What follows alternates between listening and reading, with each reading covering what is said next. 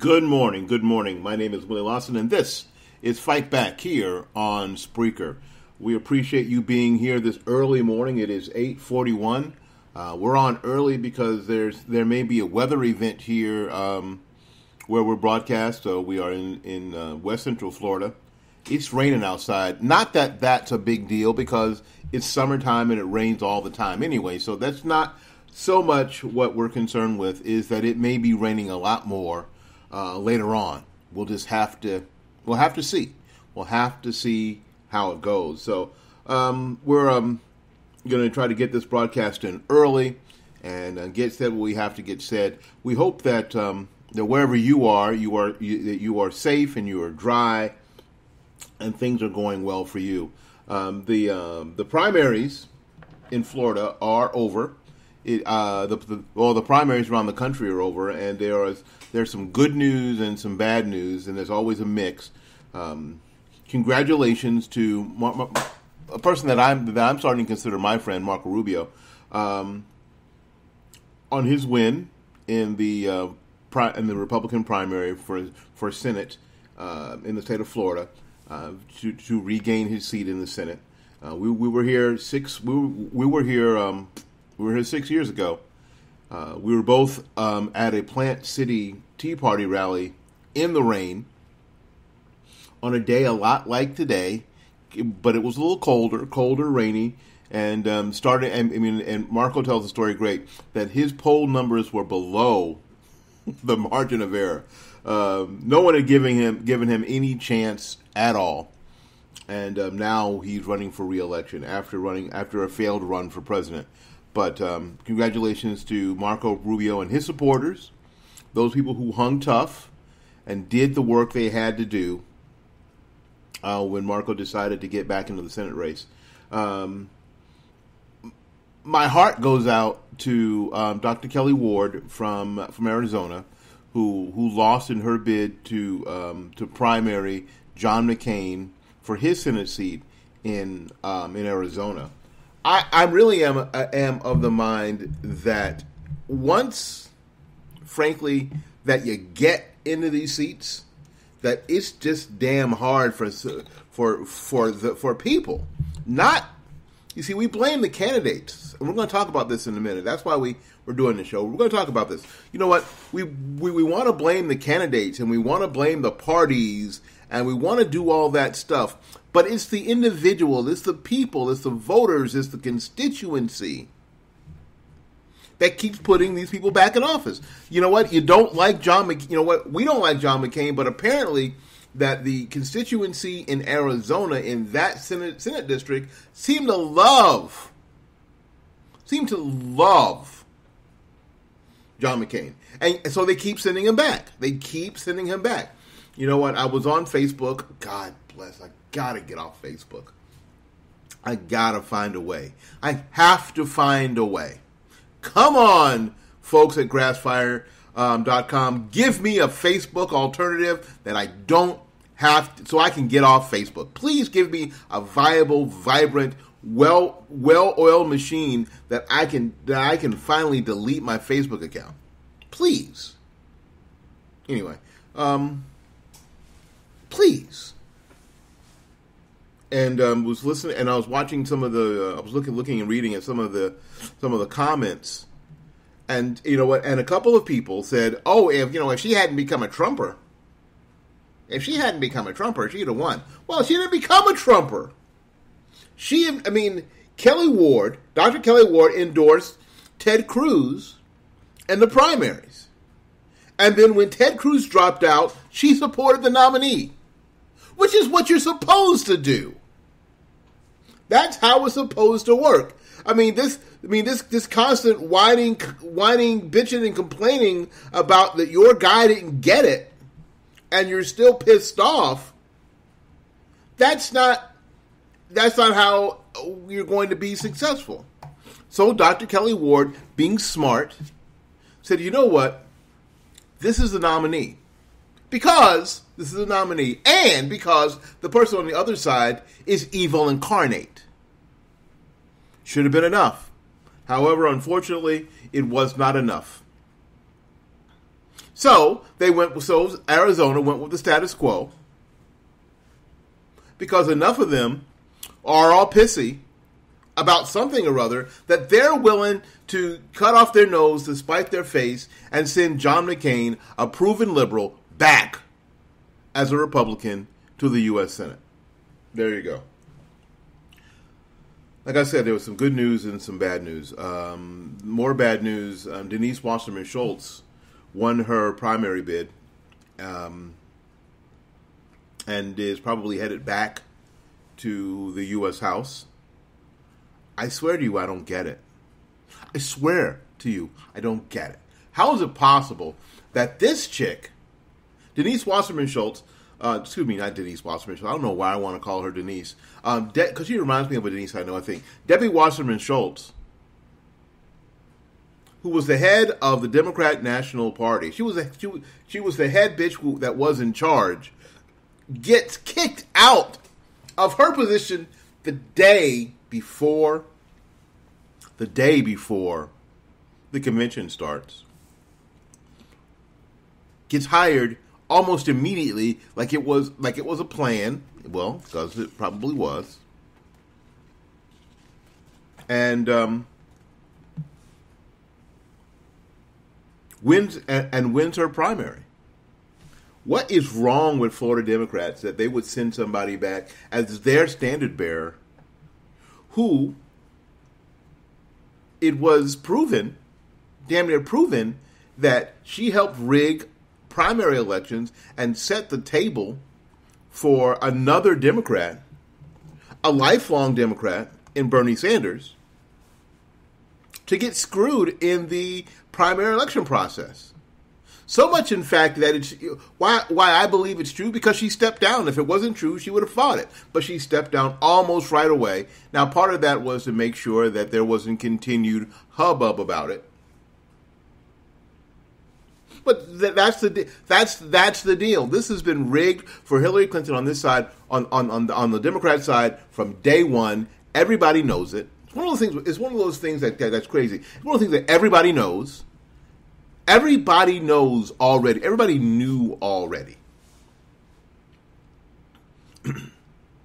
Debates being scheduled at weird times when you're pretty sure that you're going to have the worst television audience possible. You mean the only thing that didn't happen? There weren't any Democrat debates scheduled after the sermonette. Sorry, that's an old people's joke. It's crazy, and she wins her primary bid, which basically tells me that Florida Democrats, y'all suck. I'm sorry, y'all suck. You suck. You're terrible. How is that possible that you could let that happen? How is it possible that you could let that happen? It doesn't make any sense that you could let that happen.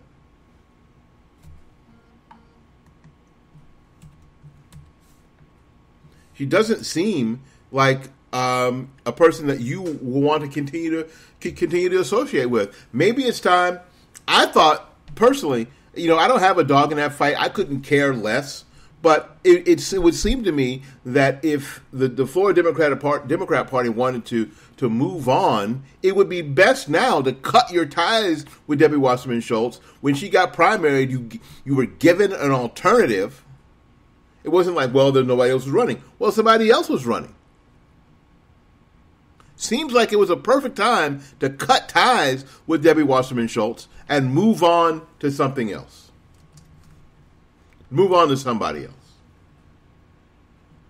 But you didn't. Why? Because now you have that dynamic duo fighting for a Senate seat and a House seat of Patrick Murphy, who won his primary against Alan Grayson. Good news is Alan Grayson didn't win. Good news is that I don't think his wife won either. Good news. So at least for a little bit, the Graysons are out of national politics. Yay! At least for 2 more years, the Graysons are out of national politics. I think that's probably the best news of the morning. I think so. I think that's probably the best news of the morning, that the Graysons, Mr. and Mrs. Grayson, I'm curious, and this is going to be ugly. This is going to be ugly. I'm wondering how much longer this marriage, a marriage that I really do think, and I know this is ugly, is a marriage of convenience, is going to hold together now that Mr. Grayson lost his Senate bid.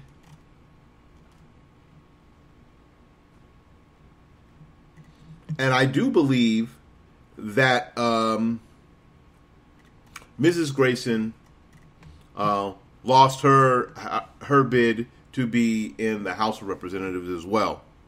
So with all of that, listen, and we'll make sure we check these numbers to make sure that that's true. We're going to take a little break. We'll be back with more Fight Back here on an early Wednesday morning.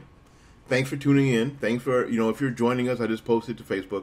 If you're joining us, thanks. We're going to start off with a little break with all our friends, all our affiliate partners. The first one is my friend Kevin Batts at revile.com, and we'll talk more about Kevin in just a little bit. We'll be right back right after these messages.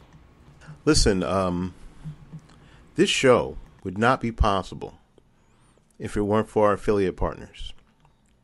If it wasn't for people like Gary Knight at New Homes Tampa Bay, if it weren't like Kevin Batts at the redriverchronicle.com.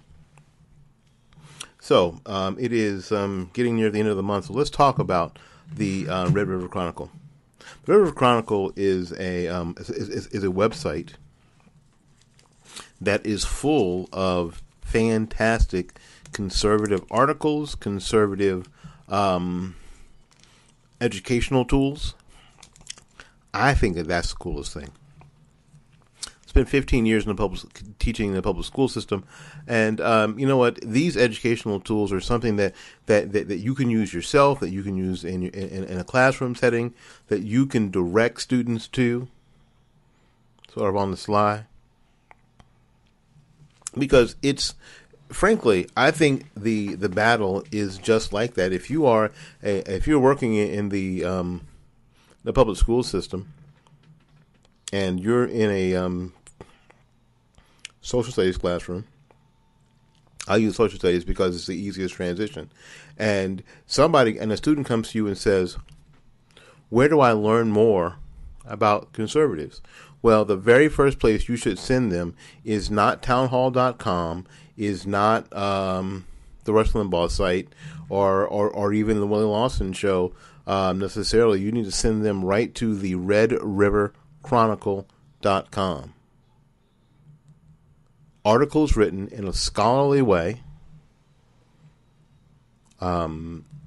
primarily information about Oklahoma and Texas, but from a very conservative standpoint. And you know what? Kevin Batts is black, so that helps your students because that throws away and destroys the left's picture of who's supposed to be conservative. So you can also, on that site, that student will have access to Hillsdale College lectures, which I think are invaluable.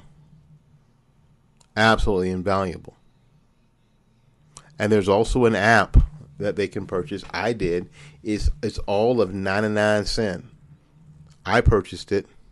It keeps you up to date with what's going on the redriverchronicle.com website. That's the redriverchronicle.com website. The finest in conservative information and education.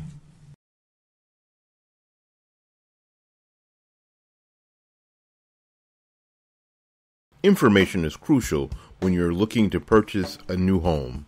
With so many choices of communities and options, choosing the right one for you and your family can be a daunting task. That's why you need to go to New Homes of Tampa Bay right now, www.newhomestpa.com, and get the information you need. Learn how people save thousands of dollars when purchasing new homes. Buy like the pros. New Homes Tampa Bay, www.newhomestpa.com. You're tired of the cold? You're tired of the taxes? It's time to move to Florida. And our friend Gary Knight at New Homes of Tampa Bay is the perfect person to help you. You can just give Gary a call at 813-770-9452, or you can go to the website to look for your brand new home at www.newhomestpa.com. Move to Florida. It's about time.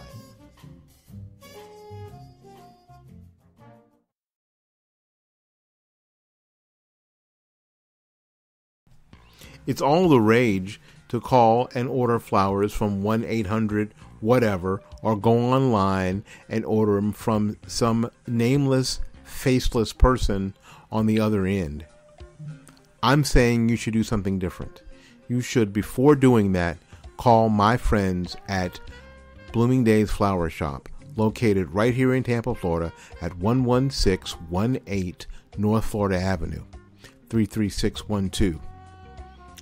Christine and her staff don't look at just the order.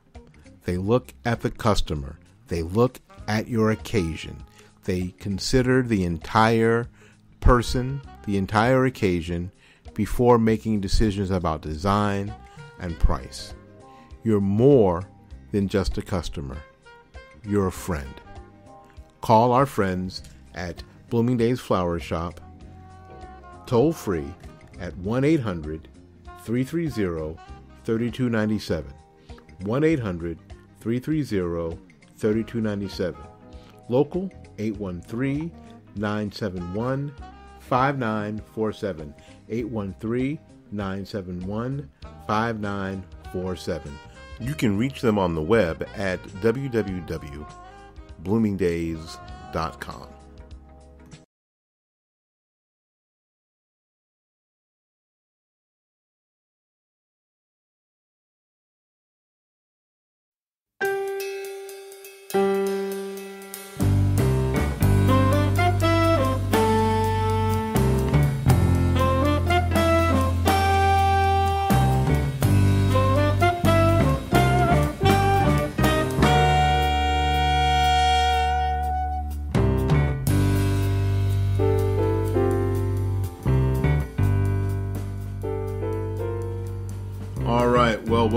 Welcome back to Fight Back here on Spreaker.com. Thank you ever so much. Listen, we hope that things are going well for you where you are.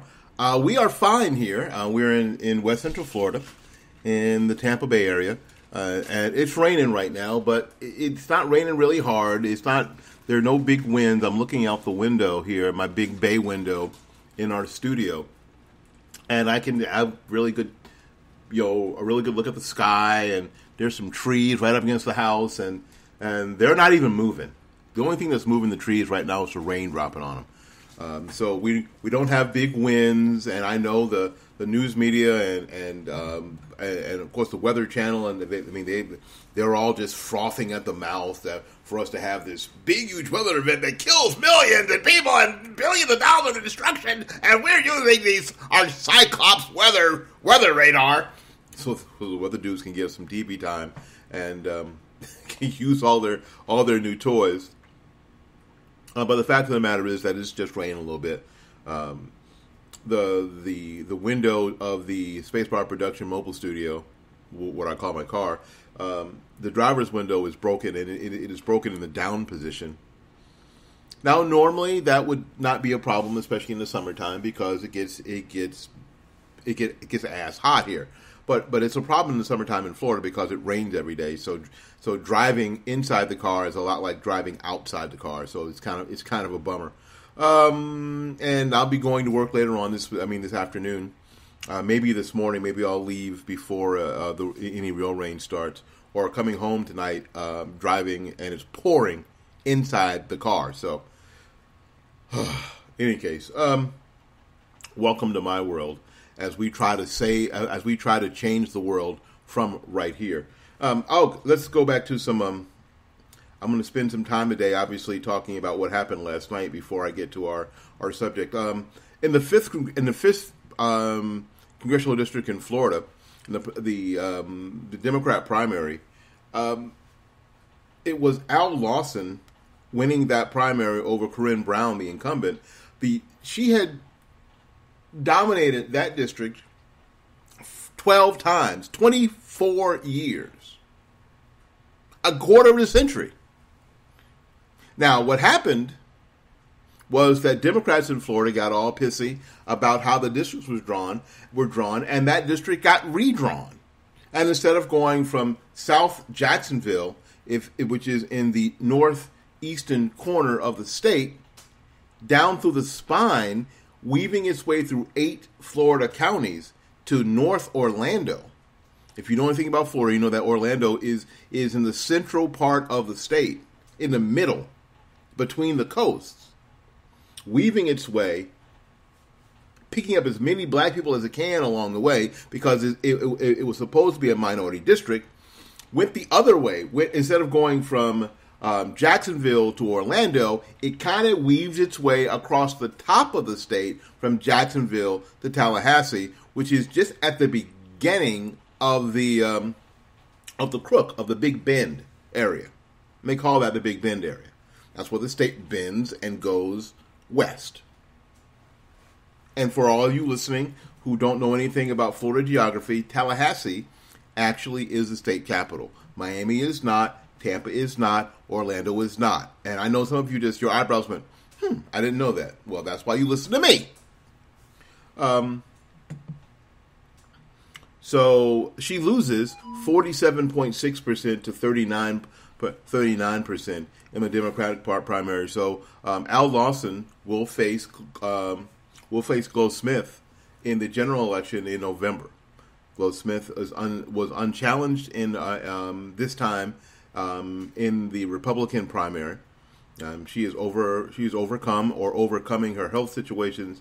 So we're cheering on my friend Glo Smith. Glo's the best. You gotta love Glo. Oh, and I was right. Alan Grayson's wife of convenience did not win her primary, and the idea simply was to make sure that there was a Grayson name, and because of his name recognition in the ninth district, they were pretty sure that little plan was going to work. As a matter of fact, even Democrats figured that out. Even the Democrats figured that out, and Soto wins with 36.3% of the vote, followed by Randolph with 28.2% of the vote, and Grayson came in third with 27.8% of the vote, 11,116 votes. So even the Democrats figured that out. So it'll be Soto against Lebedzinski in the general election in District 9 House race in the state of Florida. Good news, Daniel Webster wins his primary 59.8% to 40.2%. David Jolly in the 13th district wins 75.1% to 24.9% to General Burchard.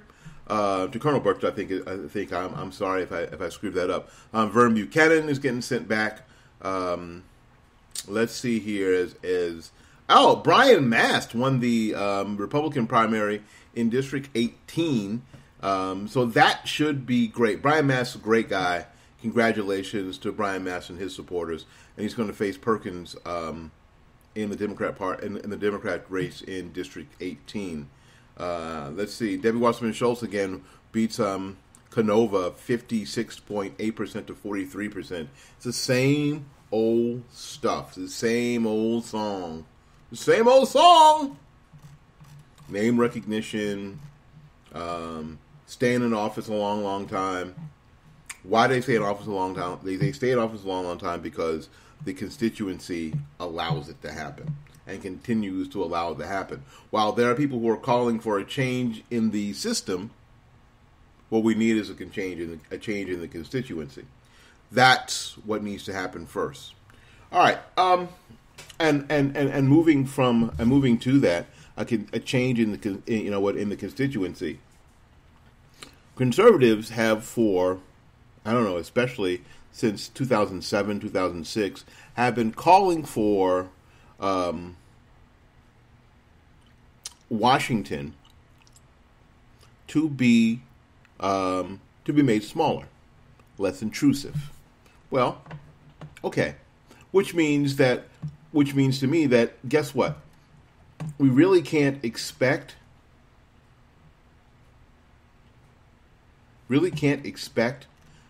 decisions that affect our lives on a daily basis to come from Washington, D.C. That those are not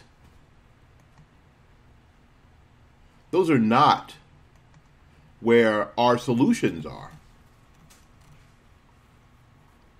They're not where our solutions are at all. And a lot of us know that and I've been saying here in front of this microphone, golly, since we started, and we started broadcasting on the internet on March 25th, 2008, that solutions to the problems that we have in our neighborhoods, in our communities, in our cities, in our states, have to come from the people who live there. That they can't come from some weird top-down structure of people who don't live where you live, people who don't understand the dynamics of where you live, who don't understand the physical, the human resources, the fiscal resources, the social construct of where you live. That this one-size-fit-all sort of Washington fix for everything has not worked anywhere else. See, and that's the part that makes me the craziest. If you can show me how that's worked when it goes to address a problem, when it goes to address a specific problem in a specific area, outside the 18 enumerated purposes that are laid out in the Constitution, where does it work? You know, if you're an adult, you're pretty sure, and I'm going to tell a story. The best part about being 55 is that you have stories. That you have to use the right tool for the job. I remember being in college with my friend Ted. We were rooming together, and the roommate he had before me was a girl and had curtains and stuff. And when she moved out, she took all her curtains and blah, blah, blah stuff with her. So there we were in this apartment. There we were. And we had and there was nothing on we weren't looking for window treatments. We're looking for some B-flat basic curtains to keep people from looking inside the apartment, to take whatever little crap that we had. Just look for some curtains, because we both grew up in houses that had curtains. I don't know. So, another funny part is that we're off at Bell's or Belk Lindsay or whatever, picking out curtains. We were way ahead of the curve. I'm sure these ladies are looking at these two guys, these two college guys out picking out curtains and thinking, they got to be thinking, what the hell? I wanted a more light, airy sort of curtains because I didn't want to live like I was living in a fallout shelter. And my friend wanted more dark curtains, so we were having this argument about fallout shelters and flowers. That was good, because that's how guys roll, right? It's one extreme or the other. He wanted these brown curtains that I thought were just ass ugly, and I said no brown curtains, for God's sakes. Frankly, I forget what kind of curtains we ended up getting, but we got home. And we got the curtain rods, we got the curtains, and what we figured out is that we did not have the tools. I know, rabbit trail. Squirrel. We didn't have the tools to put up these damn curtains. we didn't have the right stuff to put these curtains up. We had a screwdriver, but we didn't have a hammer. You know, you want to take those little nails and a hammer, and you knock in the nails, right? And there you go. And you put the curtain rods up, and then you attach the curtains to the curtain rods. Well, we didn't have the right tools, so it was hell getting them damn curtains up. Why? Because we didn't have the right tools. Washington does, and I'm coming back. See, I've not strayed that far. Washington does not have the right tools all the time to do every job. Although they pretend to, they portend to, and they blovocate like they do. That they can come in and solve every problem because of their massive resources.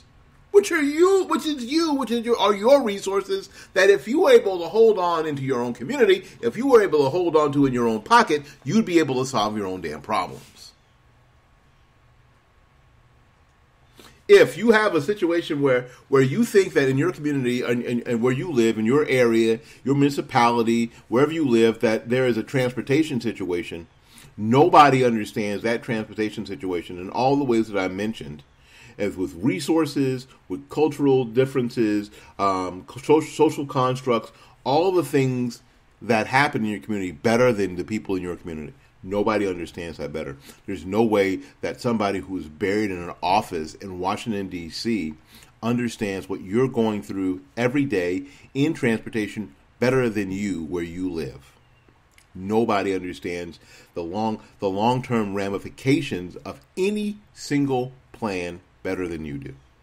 You are best equipped to solve the problems that are happening where you live. You are best equipped. Nobody is more equipped, is better equipped. No bureaucrat or analyst sitting in in some Washington office somewhere in front of a computer is better equipped to handle what's going on where you live than you are. Now, the problem comes because, especially conservatives are people who have said that Washington needs to be smaller, the government needs to be smaller in Washington and less intrusive, have said that, but they don't mean that. My opinion this morning is that they don't mean that. They really don't. And I'm not talking about the leaders necessarily. I'm talking about the constituency. I'm talking about the voters. I'm talking about the regular people who are willing to wear the conservative tag, who are willing to get on Facebook and call themselves conservatives, who are the same people who were willing to dress up like George and Martha Washington and go to a Tea Party rally in 2009. Those people, the constituency. There's this phrase that when you point at somebody, you've got at least 3 fingers pointing back at you. When you point your finger at somebody, you have at least 3 fingers pointing back at you.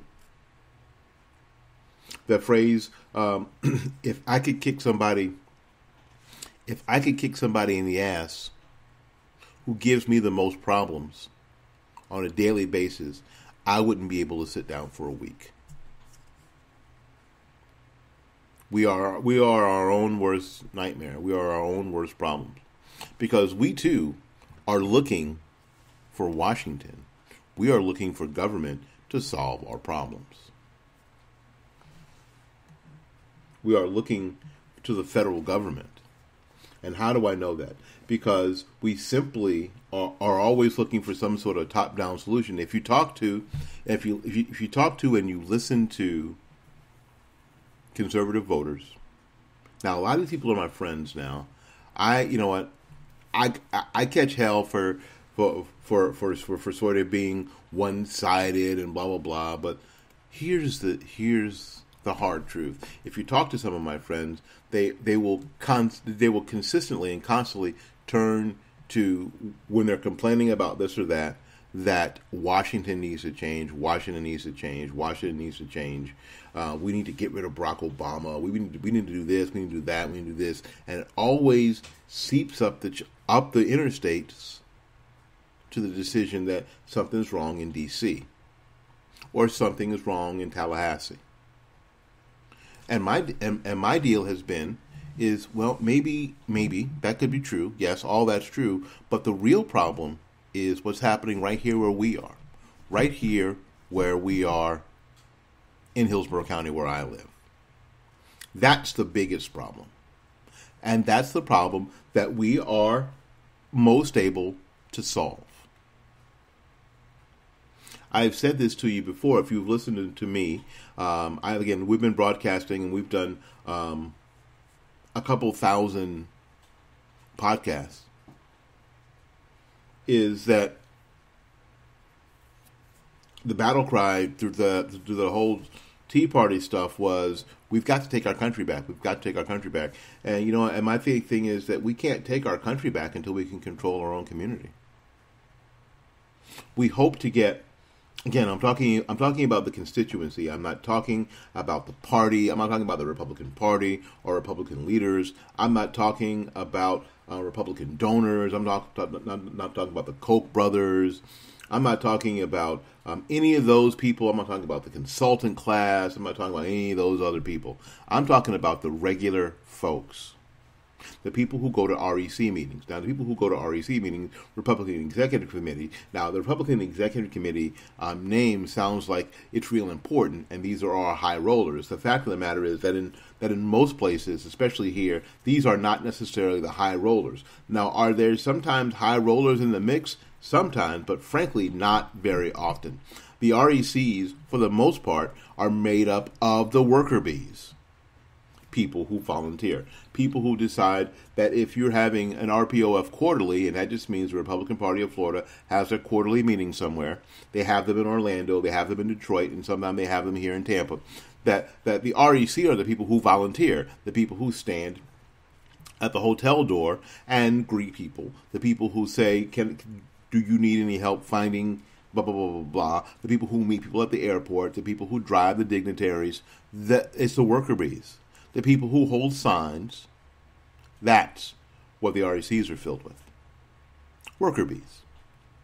Just normal folks. It's a big deal. I mean, most of the people, mentioning the RPOF quarterlies, who volunteer from the RECs can't afford the price, the cost of even attending an RPOF quarterly. That's what I'm talking about. See, that's where you have to understand that there's a big, huge difference and there's a big, huge disconnect for people on who everybody is. That's who everybody is. So I'm talking about the constituency. I'm talking about the people, again, who are perfectly okay with dressing up like George and Martha Washington and going out in public at a Tea Party rally. And juxtaposing what they say as opposed to what they do. Because we've got to come to some big agreement as to what we say and what we do. Now, they will always weave back their way to Washington D.C. Now, I'm going to talk a little inside the Bayway here stuff. So, and I think that you can, if you're listening around the country, you can take this and you can superimpose it on where you live, for the most part. We just had these primary elections. Now, in where I live, the city council elections and the school board elections are nonpartisan. And for those of you who went to public school without civics, what that means is that there are no posted Democrat or posted Republicans in these races. You run with no party affiliation. Now, the truth of the matter is that everybody knows who the Republicans are and who the Democrats are and who the real independents are. Everybody already knows this going in. Okay, it's all public record and easy to find out. And especially if you're a candidate, you can't hide that kind of stuff. Here in Hillsborough County, I got to get this together here. You have to give me a second. There was a friend of mine running for school board. His name is Stanley Gray. There's absolutely no better qualified individual to run for school board than Stanley. Now, I'm not just saying that because he's my friend. I know people are saying that, well, you're upset and you're disappointed. Well, yeah, I am upset and I am disappointed. I'll give you that. I am upset and I am disappointed.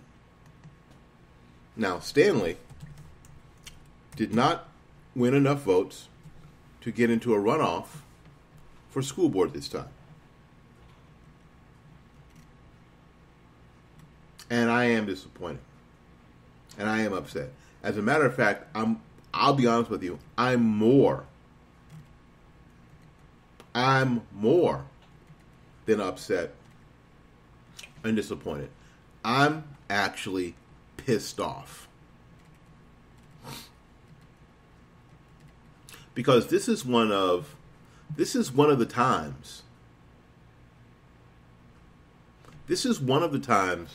where the very same people that I talked about who dress up like George and Martha Washington could have made a difference where they live.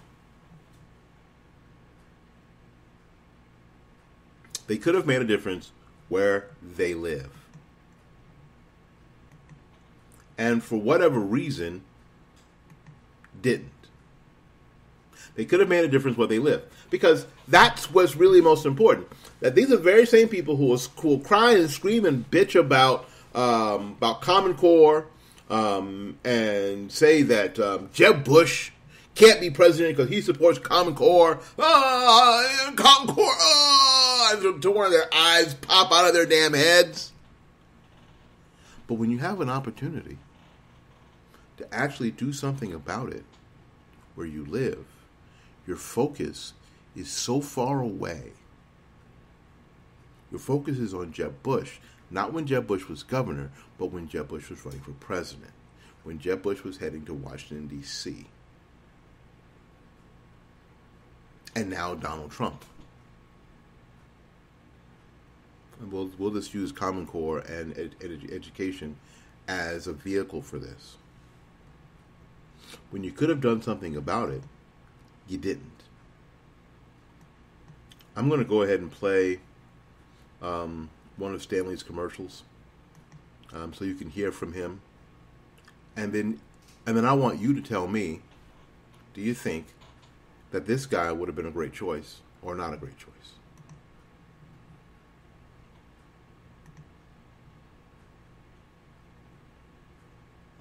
Hang on a second. You know, when you're doing everything by yourself, you sometimes don't press all the right buttons all at the right time. You ever notice that? All right, we're going to be on. There you go. Action with a purpose means that everything that I do is going to be for the improvement of our school system. My name is Stanley Gray, and I'm running for the school board of Hillsborough County, District 7, countywide. I'm a graduate.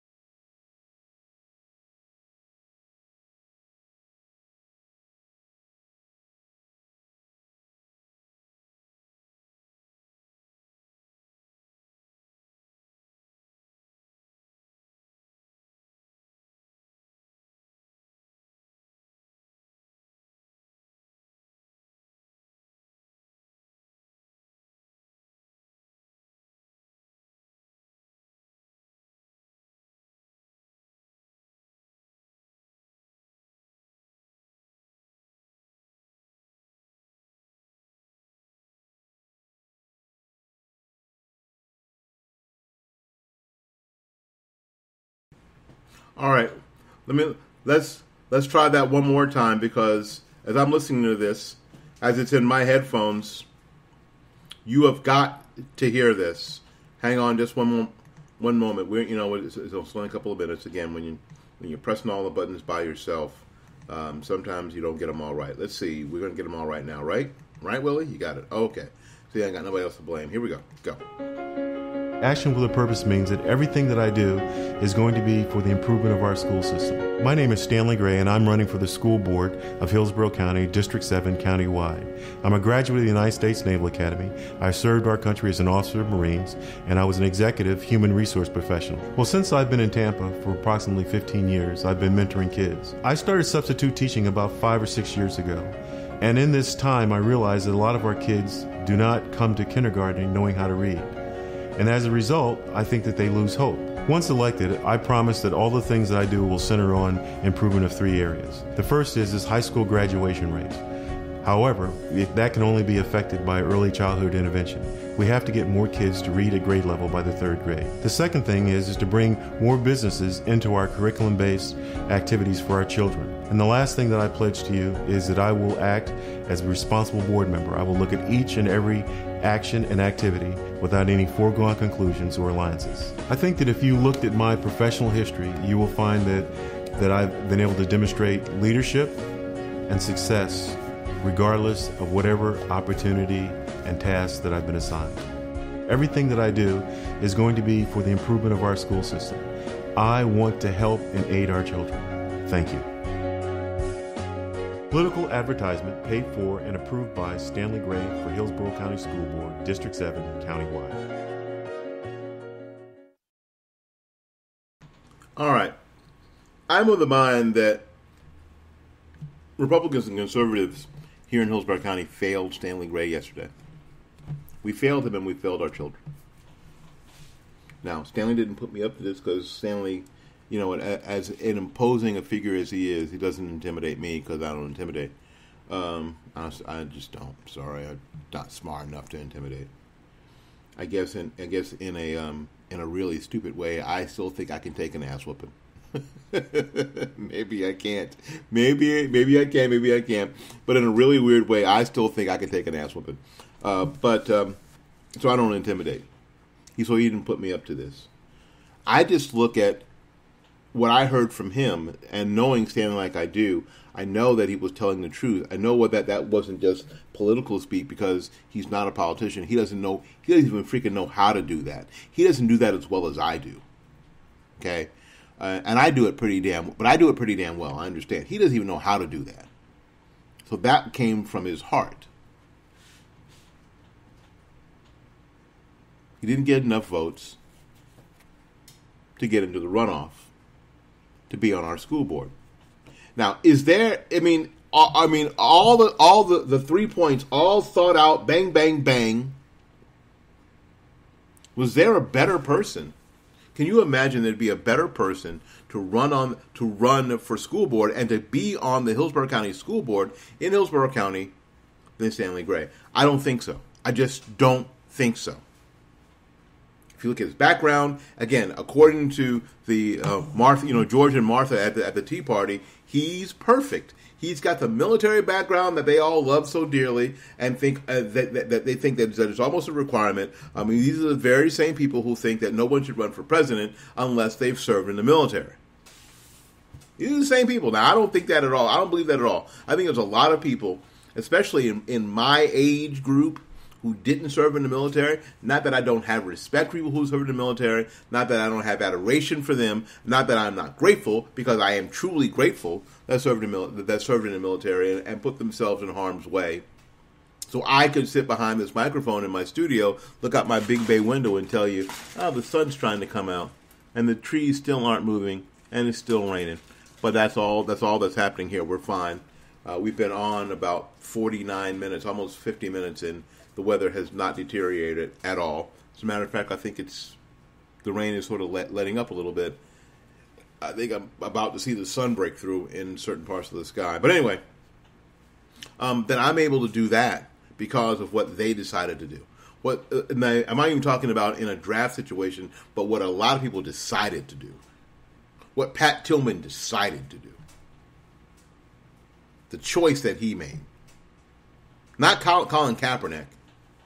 Douchebag. But what people like Pat Tillman chose to do, what they willingly gave up. They didn't get drafted in. They didn't get bullied in by Twitter. They didn't get pushed in by Facebook likes and Instagram likes and support on YouTube and support on YouTube. No, they chose to give up millions and a fairly pampered lifestyle to go serve their country. Chose to. I have nothing but respect and admiration and adoration for people like that. But anyway, so somebody like Stanley Gray clicks that checkbox for George and Martha at the Tea Party rally. Has worked in human resources. Has done all the things he needs to do. Has spent some time actually mentoring kids and working in the worst possible, I think, as an ex-teacher, the worst possible job in the school system other than bus driver, as a freaking substitute. Sacrificial substitutes. So he gets to see the children at their worst. The only time they're worst is on the bus. The only time they're worst is on the bus. And he gets to work with kids there so he can see what the real... He's been able to see what the real problems were, and he said the very same thing that teachers have been saying for years, and as long as I was involved in the education system, that the difference is at third grade, is at 8 years old. And when I had trouble with a student when I was teaching, I would go back and read their cumulative file, and you could almost plot it out. The kids who could read at grade level at third grade went up, and the kids who couldn't read at grade level by third grade always failed to thrive. Always failed to thrive. It wasn't always true, but it was true enough times to consider. Stanley Gray gets that.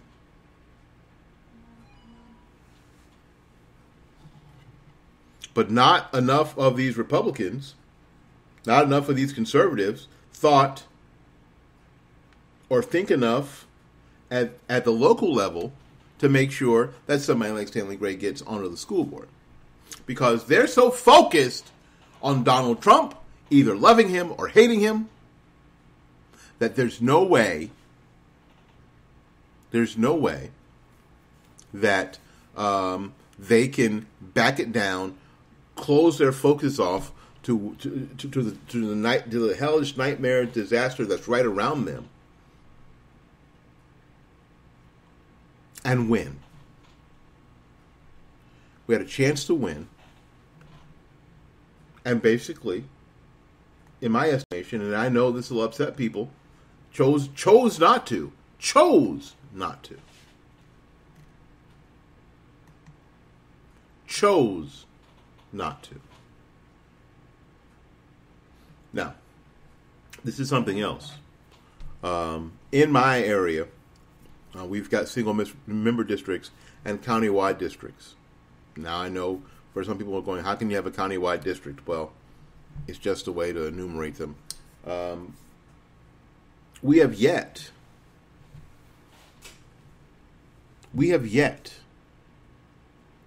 this is how I'll tell you that the struggle is real. We have yet to have a person of color, a black person, I was going to say person of color, I was going to say African American, but we'll just say black people, a black person, win a countywide seat, either on the city council or the school board, or the county commission. We have yet to have a black person win a countywide seat, still. Republican or Democrat. Republican or Democrat. We have yet to have that happen. That has not happened. And frankly, I was thinking that Stanley would be the first one. That Stanley would be the first one.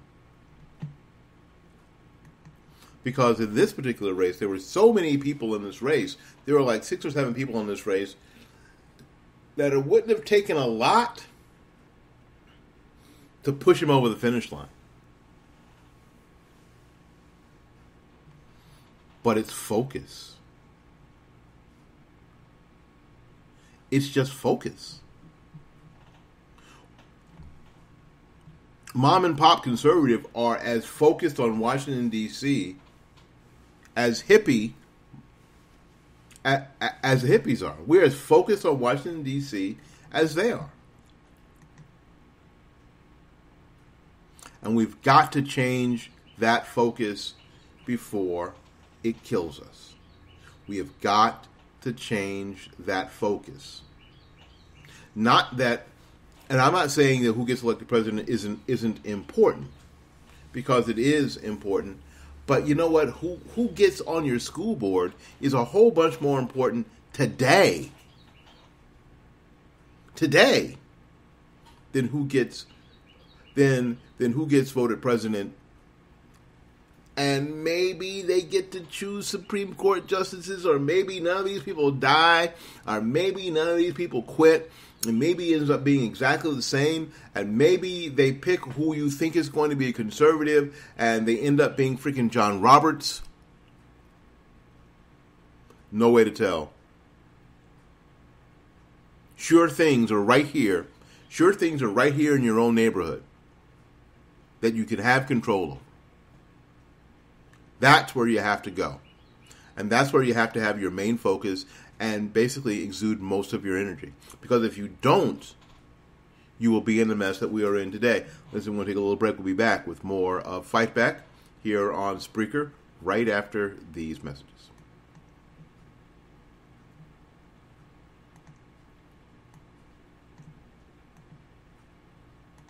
Listen, this show would not be possible if it weren't for our affiliate partners.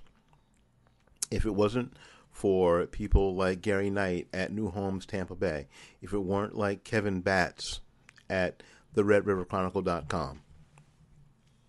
So, it is getting near the end of the month, so let's talk about the Red River Chronicle. The Red River Chronicle is a website that is full of fantastic conservative articles, conservative educational tools. I think that that's the coolest thing. Spent 15 years in teaching in the public school system, and you know what? These educational tools are something that you can use yourself, that you can use in a classroom setting, that you can direct students to, sort of on the sly, because it's. Frankly, I think the battle is just like that. If you are if you're working in the public school system and you're in a social studies classroom, I use social studies because it's the easiest transition. And a student comes to you and says, "Where do I learn more about conservatives?" Well, the very first place you should send them is not townhall.com. Is not the Rush Limbaugh site or even the Willie Lawson show necessarily. You need to send them right to the redriverchronicle.com. Articles written in a scholarly way, primarily information about Oklahoma and Texas, but from a very conservative standpoint. And you know what? Kevin Batts is black. So that helps your students because that throws away and destroys the left's picture of who's supposed to be conservative. So you can also, on that site, that student will have access to Hillsdale College lectures, which I think are invaluable. Absolutely invaluable. And there's also an app that they can purchase. I did. It's all of 99 cents. I purchased it. It keeps you up to date with what's going on the redriverchronicle.com website. That's the redriverchronicle.com website. The finest in conservative information and education. Information is crucial when you're looking to purchase a new home. With so many choices of communities and options, choosing the right one for you and your family can be a daunting task. That's why you need to go to New Homes of Tampa Bay right now, www.newhomestpa.com, and get the information you need. Learn how people save thousands of dollars when purchasing new homes. Buy like the pros. New Homes Tampa Bay, www.newhomestpa.com. You're tired of the cold? You're tired of the taxes? It's time to move to Florida. And our friend Gary Knight at New Homes of Tampa Bay is the perfect person to help you. You can just give Gary a call at 813-770-9452, or you can go to the website to look for your brand new home at www.newhomestpa.com. Move to Florida. It's about time.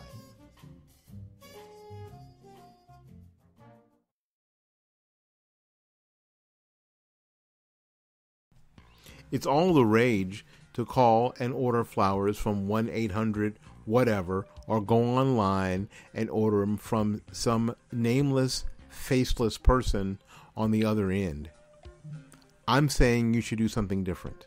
You should, before doing that, call my friends at Blooming Days Flower Shop, located right here in Tampa, Florida, at 11618 North Florida Avenue, 33612.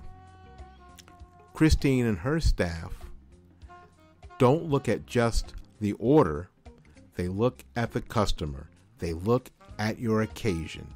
They consider the entire person, the entire occasion, before making decisions about design and price.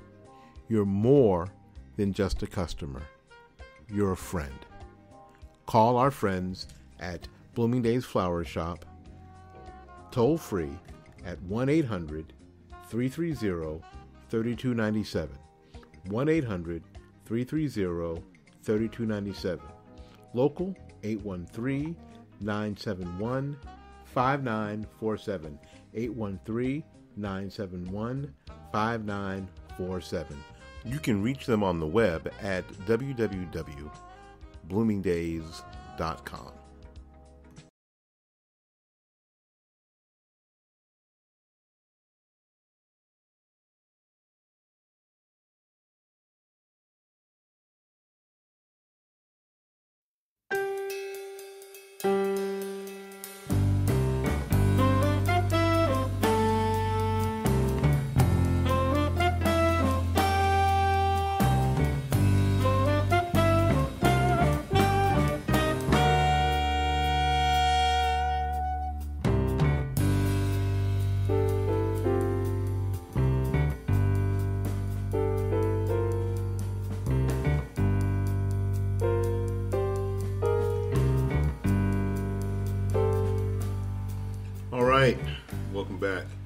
Welcome back to the second hour. Yes, indeed. It's old school, baby. We're going old school. You know, when we started doing this show, we started doing this whole internet radio thing that other people want to denigrate and put into the category of podcast. We started off. The first show was 15 minutes, and I tell you, I sat there in front of that countdown timer on Blog Talk Radio for about 45 minutes as I was watching, a half hour, watching it go down, get closer and closer and closer. And good God, it was oh my God, and I had to talk for 15 minutes, and it felt like, good God, it felt like forever. It felt like forever.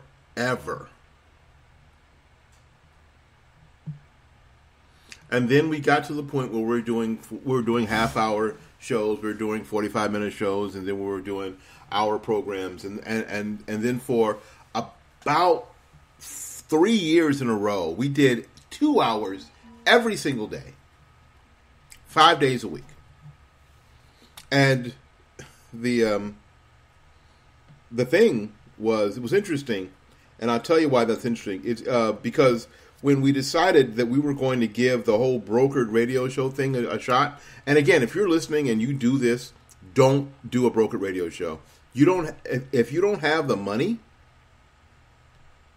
if you don't have the money to do it yourself, don't do it.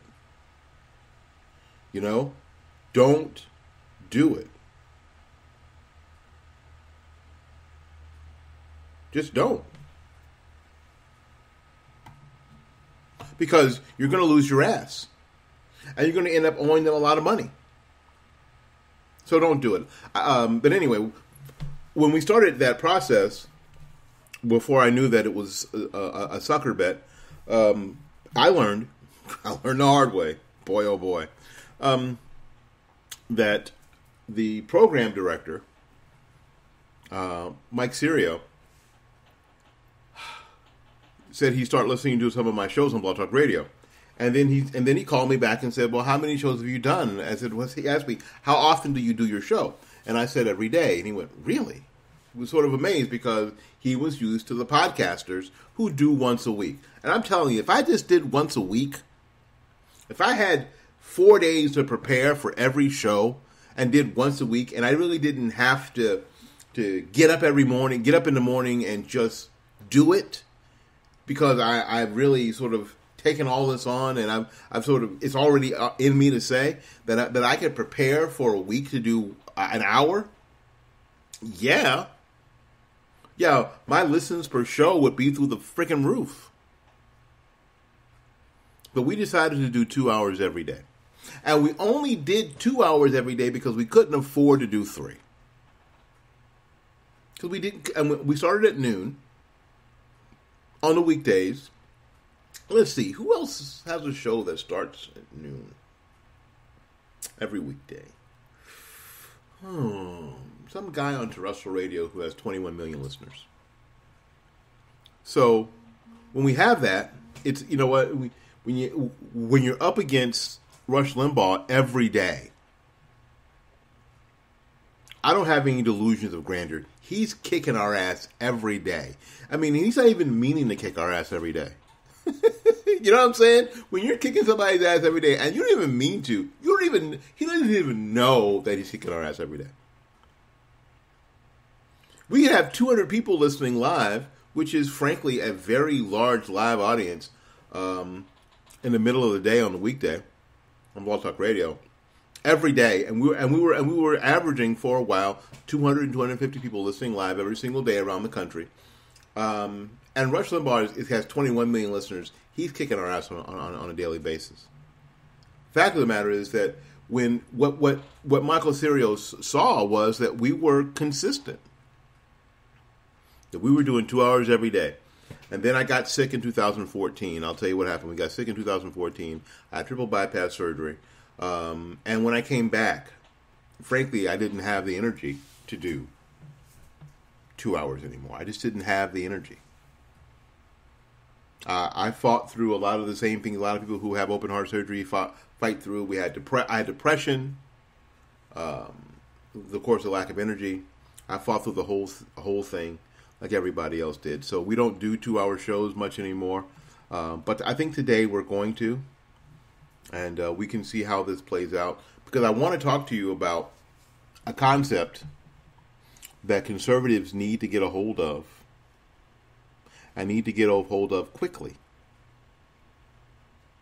I've already pushed this one time. And it seems like, as I am looking at the current situation and the things we talked about in the last hour, it looks like maybe this is a time for this to grab on. Maybe this is the time. Maybe this is the time. Maybe it was too bold an idea. Maybe it was too incredible of a concept. Or maybe people just didn't want to freaking do it.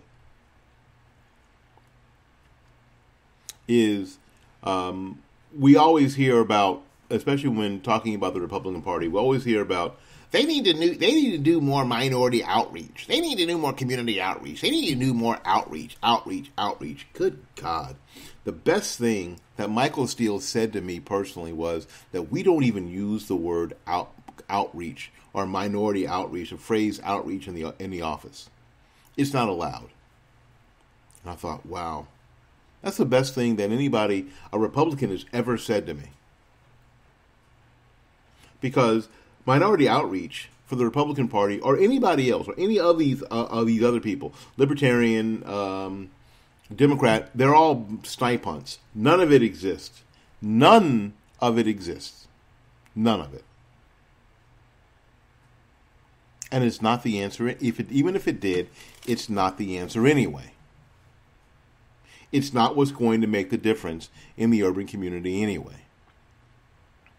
What's going to make the difference in the urban community, what's going to make the difference in where you live and where I live. Not in Washington, D.C. Remember, we're not talking about Washington, D.C. anymore. We're not hoping that if we can make a change, if somehow we can have a seance and resurrect Ronald Reagan and run him and have him win for president, it's going to make a difference. And that's what it seems like a lot of the people, especially the George and Martha who dressed up and went to the Tea Party rally, kind of want or hoping for. That maybe they froze Reagan's brain and they could, reactivate or reanimate his body and put his brain in it. Sort of weird crap like that. That's really not the answer. That's first of all not going to happen and wouldn't be the answer anyway. The answer I have. I do. It's a concept called community infusion. Community, write it down, infusion. Now you're going to ask me, how is this different from outreach? Outreach, very simply, let me paint this for you. Outreach is you have a picnic, you have an outing, you have an outdoor gathering that says, hey, listen, we're having this party at the park. We want you to come. You put up a big elephant in the park. You have the park, and you always use a park in the hood. You have a big blow up elephant under one of the on one of the shelters. You put your signs out and American flags and banners, and you say, "Hey, we're going to Martin Luther King Park." Straight up in the hood, and a lot of you sit around and you try to get as many black Republicans to organize it as you can.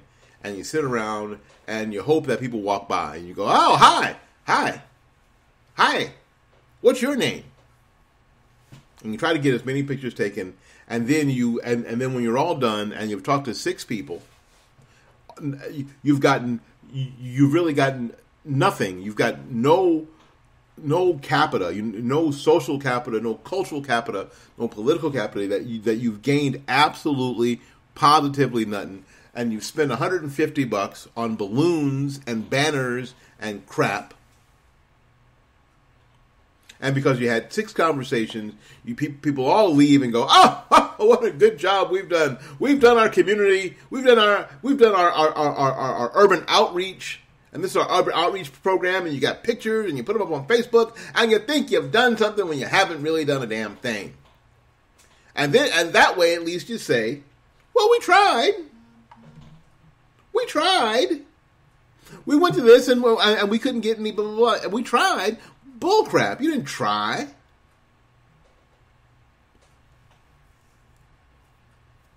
You didn't try.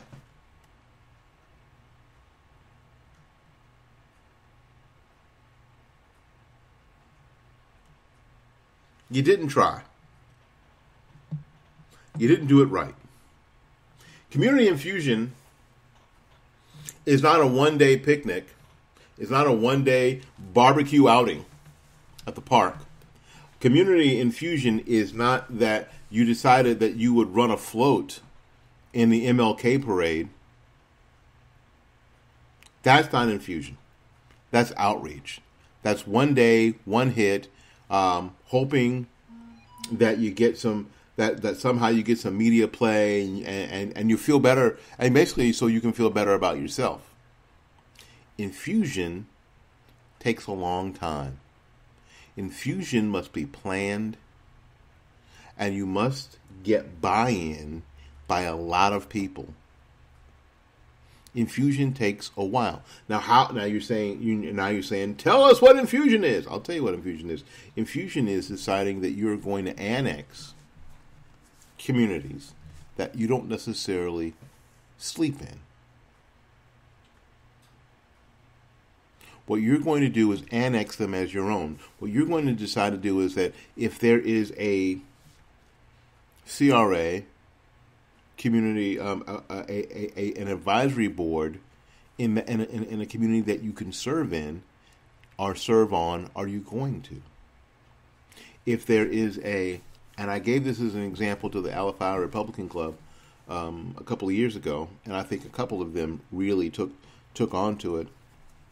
Is there a Little League Baseball or Little League Football League that you can decide to adopt?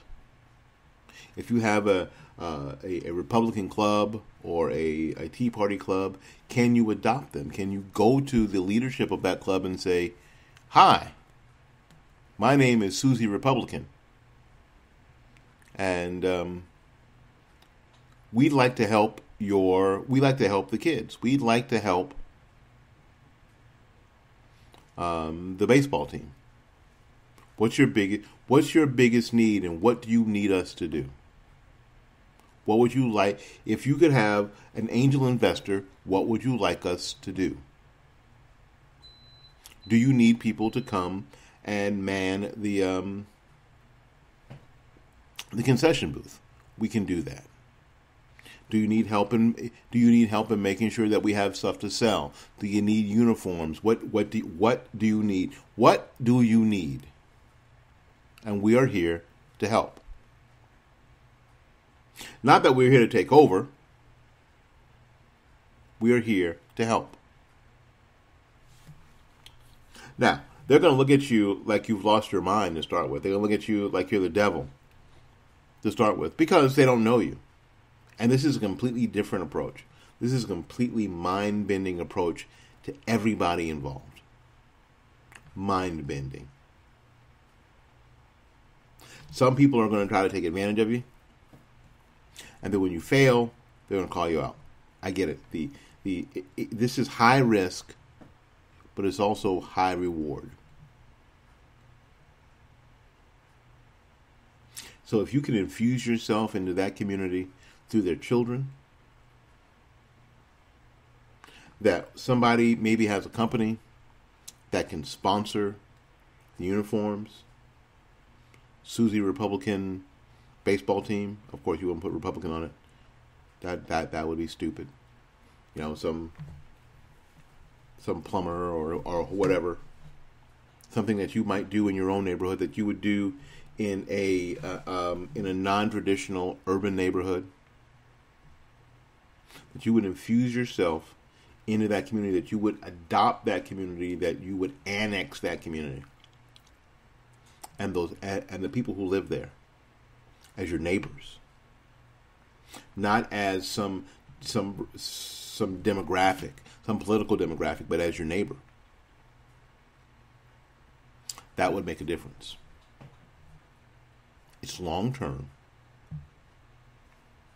And it may not pay dividends at the next election cycle, because that cannot be the barometer of how things are going the next election cycle. This has got to be in it for the long term. When you have any sort of medication that you infuse into somebody through a patch is different than a pill. A patch is different than an injection. Pills and injections especially go directly into the bloodstream and have an effect, especially injections, almost immediately. Patches sort of infuse themselves through the muscle and into the veins and eventually into the bloodstream, through tendons, around bones. It takes a while for a patch to make a difference, that in the same way that an injection or a pill or liquid medication does. You understand what I'm saying? but patches are very effective, especially over time. And that needs to be the approach. If that doesn't, if we decide that that isn't an approach that we want to do long term, then we will never win another national election. Why? Well, because most of these things anymore are relationship based. Everything we do is relationship based. The mainstream media has already pictured George and Martha, that I keep talking about, as loony birds and racist. And there aren't enough voices like mine. There aren't enough voices like C.L. Bryant and K. Carl Smith and Sonny Johnson and Shirley Huzar to fight back all of that. Hell, my own nephew that I have contact with, well, I had contact with before I unfriended him from Facebook last night.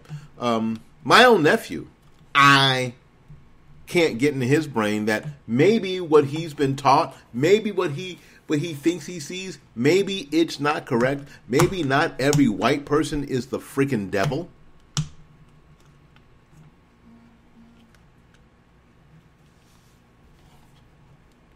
I've not been able to convince him. Why? Because media and other voices are louder. And that has got to change. That has got to change. Which is why we're doing this. Which is why that, you know what, in a fairly rugged week last week or 2 weeks ago, we decided to do this. Community infusion is what we have to do. If we don't, if we continue to focus on Washington, D.C., if we continue to hope among, you know what, there was a lady at the REC meetings that they attended, the Republican Executive Committee, a number of years ago, who used to say the prayer, the invocation. And almost every time, and this frankly drove me nutty, that she would pray that God would raise up another Reagan. And I always thought, well, that's stupid. So if this Ronald Reagan dude, now I was in college and was a liberal, or Democrat anyway, when I was in college. If this Ronald Reagan you guys keep talking about was so great, why didn't y'all learn anything from him? Why didn't somebody else pick up that mantle and run with it? If it was so great, why didn't that already happen? How come somebody else didn't pick up that mantle and run with it? Well, now at 55, after being involved for a while, I kind of understand. It's just like the title of the show says. Everybody is looking for somebody else to do it. Everybody is looking for somebody else to do it. Conservatives are looking for other people to do it. They're looking for something in Washington, D.C. to change. You know, and the idea is, well, we'll fire all of them.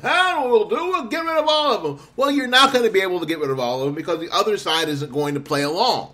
See, we're looking to Washington for the solutions for what's ailing America. And obviously, that's not the place to look.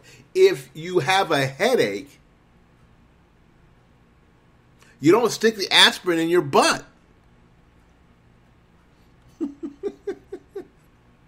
You know, if you have a headache, you don't stick the aspirin in your butt and sit quietly and expect it to work. Stupid. But it's really, you know, and I've come to the conclusion, and it's a sad conclusion, and it makes me angry that a lot of conservatives, especially the George and Martha Washington conservatives that that I've been talking about for the past hour and 25 minutes, is that they're expecting the very same thing that the liberal Democrats are expecting. They're expecting that if you can make a change in D.C. somehow, that you can solve all the world's problems. It is the same people who are bitterly disappointed in Barack Obama. Bitterly disappointed. because they were under some impression that this hope and change message was going to be that he was going to be the post-racial, because he wasn't even black, he was biracial, so it was going to be perfect. It was a perfect storm, and everything was going to be great, and people were going to respect America again, and we're all going to get along and sing, sing Kumbaya, that there'd be no more racial tension because we finally had a black president. Hell, we even had a biracial president who brought the races, he would bring the races together, and that we would be the strongest ever, and blah, blah, blah, blah, blah. And frankly, we've got more black people dead by police in the street during his time in office than we have in the past 20 years. So there are people who are bitterly disappointed that he's going to provide health care for people who need health care, who didn't have access to health care, and then they found out, oh crap, we're going to have to pay for it? What? Pay for it? I ain't got money to pay for that. I ain't got no money to pay for that. And if you don't pay for it, it's going to show up in the same thing that you've been depending on in the springtime for years. Your tax refund. You going to get out my tax refund? What? Nobody said anything about that. This is supposed to be this is supposed to be free.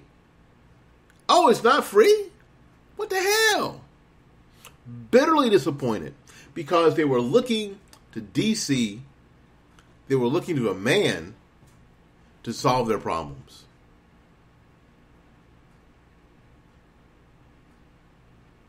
And I think that the George and Martha conservative, Republican anyway, are every bit as dependent. Every bit as dependent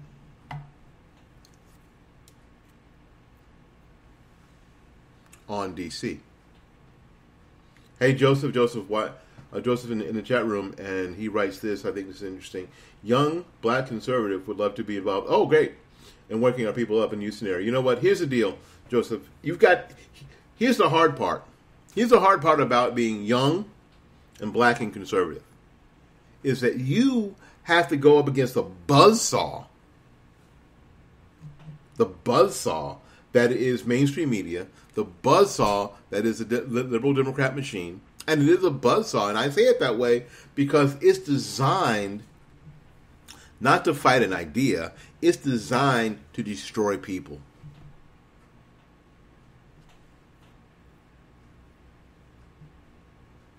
And Joseph, you're right. As you've been listening to that, if you put young people into the infusion effort, that's the key, because that's, you know what, it's almost funny because that's what they don't expect. They don't expect that young black Republicans are going to end up in those positions.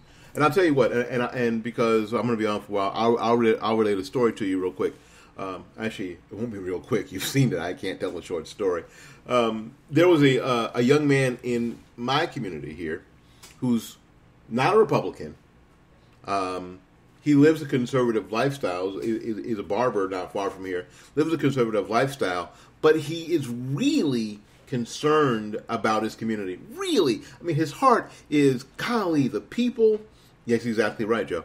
The people who live in his community. He's seen how things have just tanked in his community. He's seen how his friends behave, how they think, how they live, and it just breaks his heart. So what we just, a couple of us, he's reached out to a couple of older men like myself and my friend Eddie Adams Jr. And so we've been mentoring him a little bit. And what he's tried to do, he's tried to get on. He's tried to infuse himself into some of the very same things that we've talked about. He's tried to get on to some local boards and stuff. And some of them have been dominated by liberal Democrats who are my age. I'm 55, to be 56 next month, and older, that have blocked him at every turn. He was so frustrated that have blocked him at every turn, saying, "Oh, you don't have enough experience, and you're not old enough," and blah, blah, blah, blah, blah, blah, blah. What they're afraid of from Darian, what we're afraid of Darian, is that Darian is going to get into a position that has a platform and blow their world up. That's what they're afraid of. They're afraid of that he's going to get into a position that he has a platform and that people like him will start listening and he's going to blow their world up, that he's going to bust their hustle. He's going to break their grab and their rule over his community, and they are scared to death of him. Now, if you go to Webelec and you check the kid out, the kid is still registered as a Democrat, still, but they're scared of him, and they're scared of people like Joe and my friend from Joe White in Houston because they know that if a young conservative black person gets a platform, that other young people are going to start hearing him and listening to him, and they're not tied to any of these people, that they don't care that so-and-so's been in office for 35 years. They don't care about any of that stuff, and people like Joe White and people like Darian are going to blow their world up. That's what they're afraid of. Which means, as far as I'm concerned, that the fields, like it says in the Bible, the fields are white unto harvest. And what that means is that it's almost overripe. If you look at our community, my community, and where young people are, they are grasping for something that's real, something that makes sense, that will actually improve the quality of their life. And some of them are listening to the craziest things in hopes that things will be better. Why do you think Black Lives Matter, based on a lie that we all know about, it has any traction? Because people are grasping for something that makes sense, that will hopefully make their community better. And that's all they're hearing. And mainstream media is complicit in this. They're scared to death of Joe White in Houston. They're scared to death because if Joe gets a platform, people will listen to him. Young people like him will listen to him, and they will go along. And then, you know what? He blows up the whole political system. Now, here's the deal. Great question. How do you get a platform? Now, here's the deal. You have to go from, and my advice to all of you is that you have to go from where you are, use what you have. Got to use what you already have. Use the connections that you already have.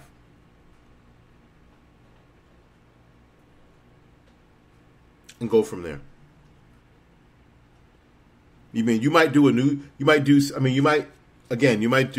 online radio, like I don't know, Joe, that you already do, Spreaker. You might do a podcast. You might use your Facebook page, use your Twitter account, use your Snapchat, use whatever platform that you have available to you that you have control over now. And the lesson that I had to learn, even as an older person, is that I can't depend, and neither can you, and neither can you who are listening, on somebody else's platform to support you. So many black people, so many black conservatives got caught up in that in the past 8 years, and it's heart-wrenching.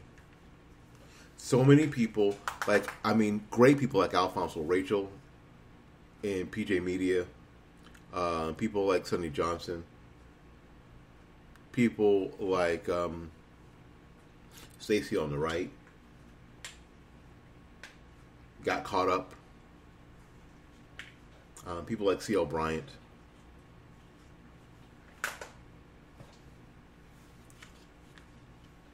The fact of the matter is that we have to build our own. Okay, we're going to take a little break. We'll be back in a minute. We'll be back in a few minutes. And we'll talk we'll talk a little bit more about that when we get back, and my views on how do we build a platform, how do we get a platform, and what we have to do moving forward. My name is Willie Lawson. This is Fight Back here on Spreaker. Hopefully soon to be on iHeartMedia. We'll be back right after these messages. Listen, this show would not be possible if it weren't for our affiliate partners. If it wasn't for people like Gary Knight at New Homes Tampa Bay, if it weren't like Kevin Batts at the redriverchronicle.com.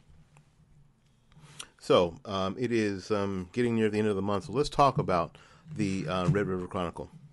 The Red River Chronicle is a website that is full of fantastic conservative articles, conservative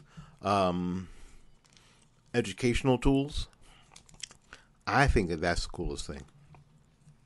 Spent 15 years in teaching in the public school system, and you know what? These educational tools are something that you can use yourself, that you can use in a classroom setting, that you can direct students to, sort of on the sly. Because it's, frankly, I think the battle is just like that. If you're working in the public school system, and you're in a social studies classroom, I use social studies because it's the easiest transition. And a student comes to you and says, "Where do I learn more about conservatives?" Well, the very first place you should send them is not townhall.com, is not the Rush Limbaugh site, or even the Willie Lawson show necessarily. You need to send them right to the redriverchronicle.com. Articles written in a scholarly way, primarily information about Oklahoma and Texas, but from a very conservative standpoint. And you know what? Kevin Batts is black, so that helps your students because that throws away and destroys the left's picture of who's supposed to be conservative. So you can also, on that site, that student will have access to Hillsdale College lectures, which I think are invaluable. Absolutely invaluable. And there's also an app that they can purchase. I did. It's all of 99 cents. I purchased it. It keeps you up to date with what's going on the redriverchronicle.com website. That's the redriverchronicle.com website. The finest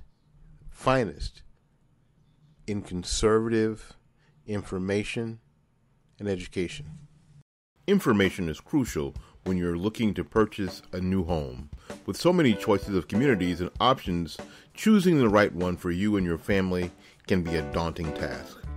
That's why you need to go to New Homes of Tampa Bay right now, www.newhomestpa.com, and get the information you need. Learn how people save thousands of dollars when purchasing new homes. Buy like the pros. New Homes Tampa Bay, www.newhomestpa.com. You're tired of the cold? You're tired of the taxes? It's time to move to Florida. And our friend Gary Knight at New Homes of Tampa Bay is the perfect person to help you. You can just give Gary a call at 813-770-9452, or you can go to the website to look for your brand new home at www.newhomestpa.com. Move to Florida. It's about time.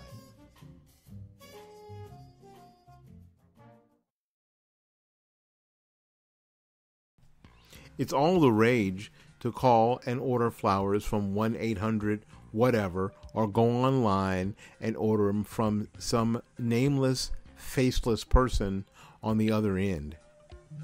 I'm saying you should do something different. You should, before doing that, call my friends at Blooming Days Flower Shop, located right here in Tampa, Florida, at 11618 North Florida Avenue, 33612. Christine and her staff don't look at just the order. They look at the customer. They look at your occasion. They consider the entire person, the entire occasion, before making decisions about design and price. You're more than just a customer. You're a friend.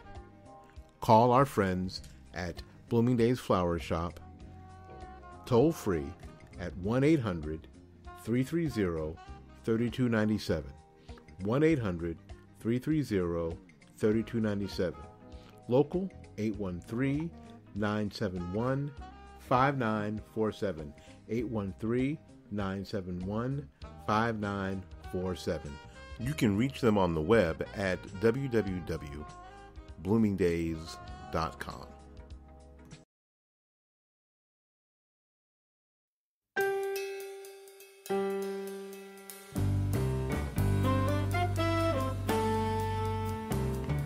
Okay, welcome back to Fight Back here on Spreaker. I don't know whether it's the coffee. I made some great coffee for myself today. I most certainly did. I did. It's fabulous and it's wonderful, and I drank it, and I am drinking it. I think it's that my wife mixed in some Cafe Bustelo in my folders, and because she loves me and she knows how much I love Cafe Bustelo, one of those Florida things. I don't know if you can get that everywhere where you are, but goodness gracious, we love it here. All right, I was having this conversation with Joseph White. He's someone who's in the chat room from Houston, a young black conservative who is trying to make his way because I believe that I don't know, in my spirit, I believe that he has a message that people need to hear, and there are a lot of people like him around the country, and that's the deal. There are a lot of people, you know what, and people keep asking me, how do you keep doing this? You've been doing this, you've been saying the same damn thing since March 2008, and no one seems to be listening. You're not making any progress. Well, that's not true. I believe that we are making progress.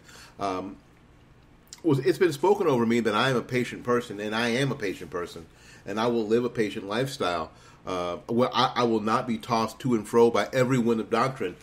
Just because I see that the road is tough, just because I see that things are going to be difficult, that doesn't mean that I'm not going to do it. It doesn't mean that I shouldn't do it. It doesn't mean that. I was going to talk a little bit about how to build up your platform so you can be heard a little bit. Now, my advice to Joe in the chat room was that, you know what, every city, especially major cities, has citizen boards. You know, art council, children's board, whatever it is, they always have a few seats on those boards that are for regular citizens, that are for you and me. Like a lot of times, those positions are taken up by, by cronies and friends and the like. But you can apply for them. They're in every major city, and the thing to do is to apply until you get on one. And just in getting on one, that'll raise your status. You won't just be, Kevin from the neighborhood.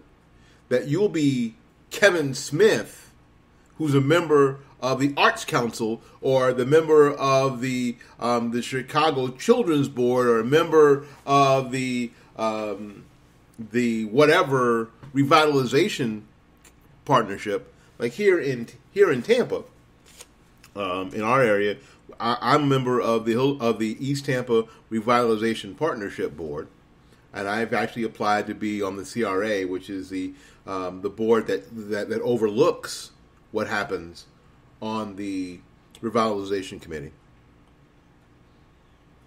Not necessarily because that is my goal. My goal is to be king. No, that's not it.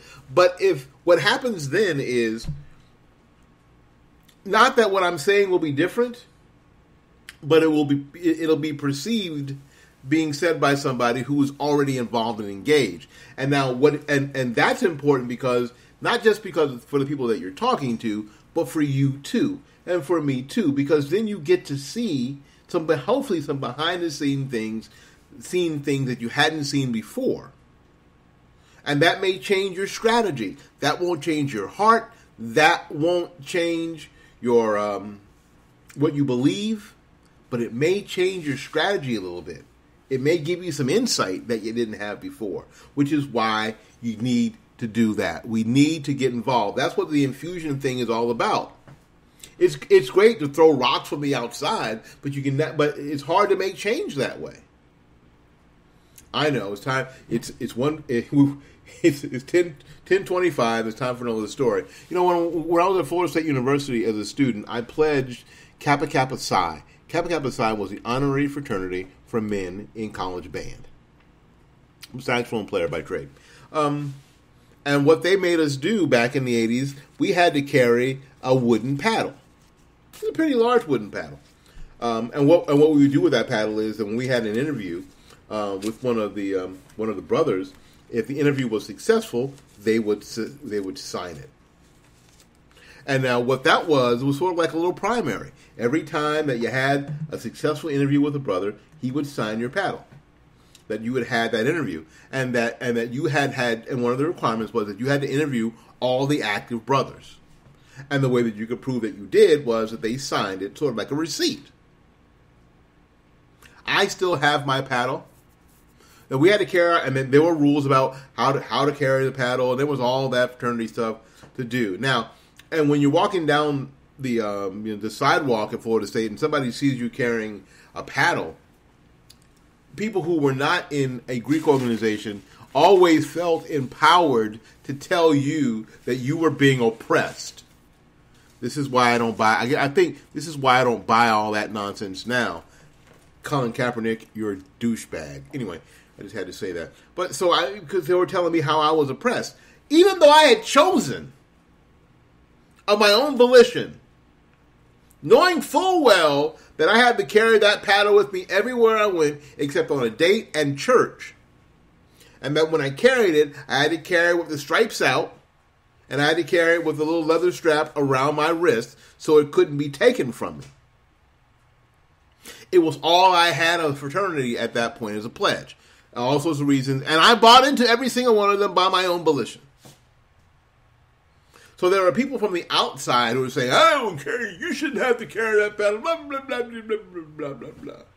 And I thought to myself, well, I chose to, so whatever. But the only way to change the inner workings of the organization was to be a part of it. The only way to change the inner workings of any system is that you have to get involved. You have to get in a place where you can steer. You can't change everything from the outside. You can't blow up everything from the outside. Part of infusion is that you got to get in there. And you got to change hearts and minds and directions from the inside, which is very dangerous because a lot of people get sucked in, and then the thing changes them. I know. That's I want my impression to come with a $114 million contract to sit on the bench. Infiltration. That's part of it, Joseph. Joseph says that's part of infiltration. You got to get in there. So what I'm doing, and this is just me. Now I think that you can repeat this. That that everybody who's listening can do the same thing. Is that I'm on this East Hampton Revitalization Partnership, and have been on it for probably 6 or 7 years, and now because I've been there for a decent amount of time, participating at a pretty high level for a decent amount of time. Now it's time to get on the CRA, which is the next level up, and do what? Participate at a high level. I won't lose who I am. I will still bring to that board my conservative viewpoint, my republicanism, my view that people should be responsible for themselves. All of that stuff I will still bring. I will bring it with me. And now it will be there when it might not have been there otherwise. Yes, get prayed up. I'm telling you, get prayed up. But be you. Be yourself the whole time. You don't have to pander. You don't have to bow and scrape. You don't have to be Mr. Step and Fetch It. You don't have to do any of that stuff. You can be you the whole time. But if you're not there, your influence won't be there either. So we got to be there in these places. We've got to be there. We can't just stay on the sideline. We just can't stay here on internet radio. We can't just stay there on AM radio. We can't just stay there on Facebook and Twitter and Snapchat and Live.me. We can't just stay there. We've got to get into these communities. We got to get into our own community so we can make the difference. That's the only place we can. You know, it's funny when I when I go to these meetings, especially conservative meetings or Republican meetings, Tea Party gatherings or whatever. I unfortunately I talk the very same thing all the time. I'm like a traveling preacher. The traveling preachers have it easier than the pastors. The pastors have to change their message up week to week to week to week. The traveling preachers preach the same message all year long. Every time they stop somewhere, they say the very same thing. So I'm kind of like a traveling preacher. But the problem is that a lot of the times I'm not talking to the people who need to hear it, which is why I do this. You know, I'm not talking to the people who need to hear it. And that's the hardest part. The people who need to hear it, first of all, either I don't have access to, or if the people I have access to aren't listening, who don't want to listen. And I figured out why they don't want to listen, because I said it before, because it blows up their world. It blows up their worldview. Imagine being told as a 40-year-old that you're adopted. What? It blows up your world. Imagine being told as a 40-year-old that the party that you have been supporting with your time, your energy, your finances for years, the same people who championed your trap, is the very same people who took you and took your parents and your grandparents from being homeowners to living in the projects. It's the very same damn people. And the people that you had respect for, the black people who looked just like you, were the people who allowed it to happen. The very same people who said that gentrification was a bad thing until they got into the money stream, and now gentrification is a good thing to push poor people, black people, out of their homes in the project areas, so those very same areas can be built up with condos and places for white people to come back into the inner city to, quote, revitalize the inner city.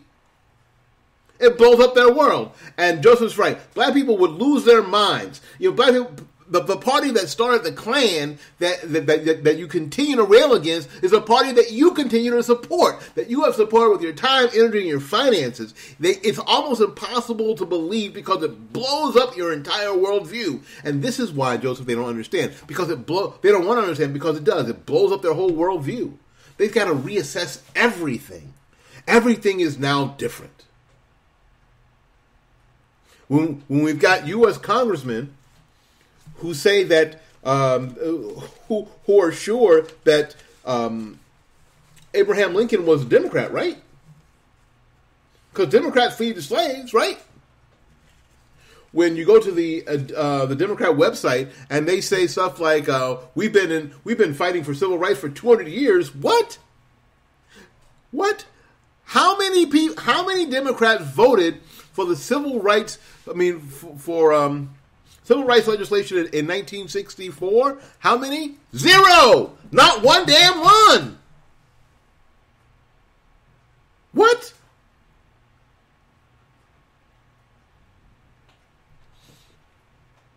Stuff that doesn't get talked about. And when it does get talked about, people don't want to believe it because, again, it blows up their whole world. They have to reassess everything. It's like being 40 years old and having your parents who are in their 60s sit down and talk to you and tell you that you're adopted. What? It blows up your whole world. All the things you thought were true aren't. All the things you thought were real aren't. And it's very tough for people to do. It's very tough. So when you tell black people that more white people get killed, even per capita, by police than black people, it's hard for them to deal with it. Because then it opens up that door to maybe what they're being told by people they love and respect is wrong.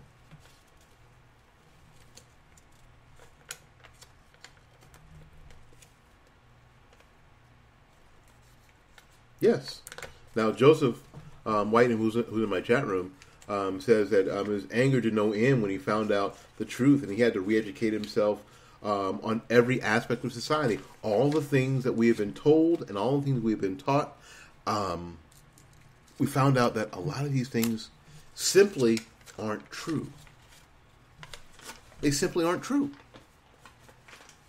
They just aren't true. And you, like a lot of people, started being angry. Like, wait a minute, who continues to lie to us, and why do they continue to lie to us? What do they have to gain by continuing to lie to me? What do they have to gain by continually making sure in our education system that the truth is not told? Who are these people and why are they lying to me? Who are these people and why are they lying now? It's because I'm older now. Joseph's a young man. I'm an older man. I'll be 50. I'll be 56 on September 6th. Why do they continue to lie to me and continue to lie to my children? And now at some point, we'll lie to my grandchildren. Why do they continue to do that? How come? What do they have to gain by lying to me? My life. My unyielding loyalty. Oh, you're 32. Yeah. That's about when I woke up. I woke up at 30. My son was born when I was 30. And I started looking around going, what the hell?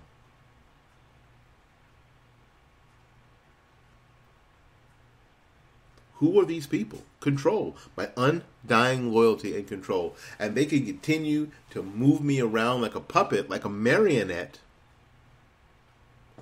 because they had told me all these things. And they continue to make me afraid of the boogeyman. The boogeyman is a big, bad Republican conservative who's coming in to take everything I have. And we found out that that's how it just takes a little bit. You gotta open your eyes a little bit.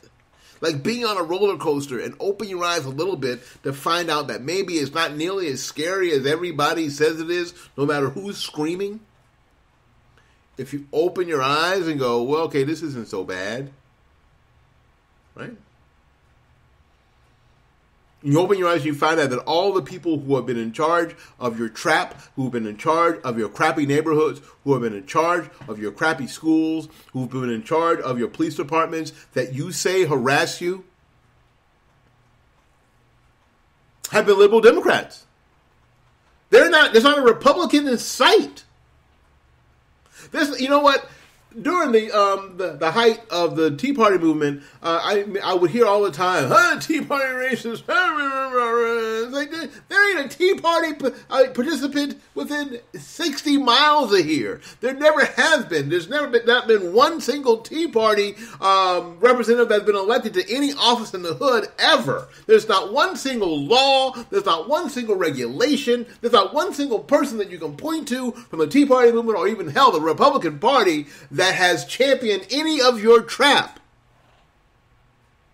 The very same people that have put our communities where they are have looked just like you, that have looked just like me, that continue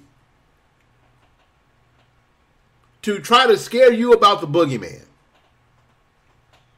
Well, you know what? In that scary movie, you know what I did? I opened my eye and found out that monster on the screen was not so scary.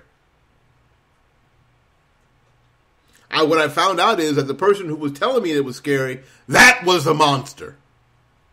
That was who I should be afraid of. That's the monster that I had to fight. That's the battle I had to win. That's what I found out. And damn, they hate when you find out, boy. When you find out the truth, they hate you. And what they do is, I talked about it a little earlier, it's the buzzsaw that's not trying to push down an idea. It's the buzzsaw that's trying to destroy you. That's what the deal is. Listen, we got to get out of here. Before I go, I want to play this for Joseph. I want to play this for y'all. This is my friend Sonny Johnson at Right Online 2015. And this is how she would and this might help you, Joseph, because it helped me. As a matter of fact, it changed my life. Present the conservative message to the urban community. My name is Willie Lawson. This is Fight Back. Thank you ever so much for coming. Thank you ever so much for listening. Thank you ever so much for sharing. Until we see you again, go out there and learn something, love somebody, and for goodness sakes, take care of yourself. Show you how I would deliver this conservative message to the black community. Can I do that real quick? I hear you. I feel you. I get it. Life in your America sucks. Your parents didn't care or weren't there. The schools pushed you out without making sure you can read. Politicians tell you that a brighter tomorrow, so you smoke as much as you can to get through today. You are tired of seeing your brothers, sons, daughters, cousins, your friends killed, imprisoned, or lost to drugs. You want to do the right thing, but all it takes is one time, one mistake for everything to go wrong. And picking yourself up seems impossible because you can't get a job when you have a record. You're sleeping on your mama's couch because you can't afford your own space. You feel unfit to parent your children because your life is so screwed up. What in the hell are you going to teach them? I get it. I know. But you are being surrounded by the people that championed your tracks. They developed your public housing. They took control of your education. They sent your fathers to jail for nonviolent offenses. Made single motherhood cool by calling it feminism. Built the police force through unionization you claim harassed you. And now when you're fed up, they give agitators reins to burn down your city. Show me your friends and I'll show you your future. If your friends are yelling for death and destruction, do they actually want change? Is that what you live in now? Democrats want to be the party of the poor. In order for that to happen, they have to keep you poor.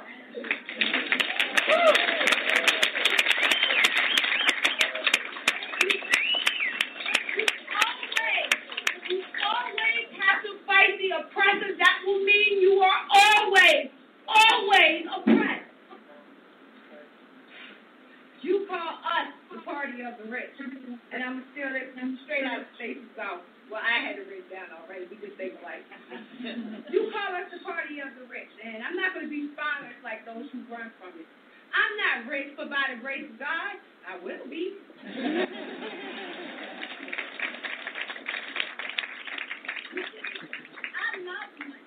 I love the feeling of security. I love being financially dependent on no one but myself and my husband. I love being able to provide my daughters with Nikes and books, an iPad and robotics camp. It is a great feeling. Now come and eat with us. Come and eat with us. If you are tired of being poor and overlooked, come and eat at a table that believes in ownership and growth. See, we won't begrudge your success because we know that the next generation